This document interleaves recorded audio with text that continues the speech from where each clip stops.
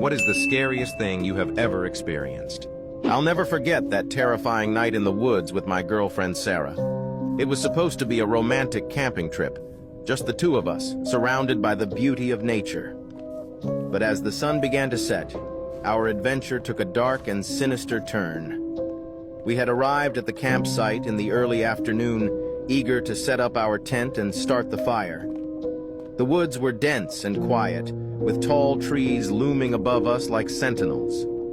Sarah, ever the optimist, was thrilled to be in the great outdoors, while I was a bit more skeptical. I'd always been uneasy about venturing too far into the wilderness, but I didn't want to spoil the trip for her.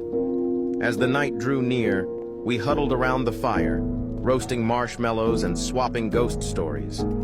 I tried to shake off the feeling of unease that had been growing inside me, but it was no use. The woods seemed to grow darker and more menacing with every passing minute.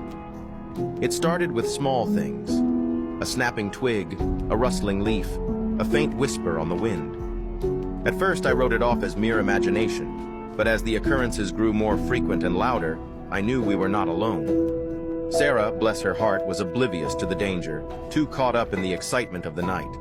That's when I saw it, a figure tall and imposing, lurking just beyond the tree line. My heart skipped a beat as I nudged Sarah, trying to keep my voice steady. "Hey, look," I whispered, my eyes fixed on the figure. At first, she just laughed, thinking I was joking. But when she followed my gaze, her expression changed. Her eyes widened, and she grabbed my arm, her voice barely above a whisper. "What is that?" I didn't have an answer. The figure didn't move, didn't respond. It just stood there, watching us. I knew we had to get out of there, and fast. I grabbed our backpacks and tossed them into the tent, urging Sarah to follow me. We didn't make it 5 feet before the figure stepped out of the shadows. Its face was twisted, grotesque, with eyes that seemed to burn with an otherworldly intensity. I froze, my heart pounding in my chest. Sarah screamed, and that's when things went from bad to worse. The figure lunged at us, its arms outstretched.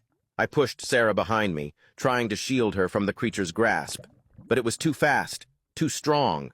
It grabbed me, pulling me backward, and I felt my feet leave the ground. Sarah screamed again, her voice echoing through the woods as I was dragged away from her. I kicked and struggled, but the creature's grip was like iron. I was sure that was it, that I was going to be the main course in some twisted ritual.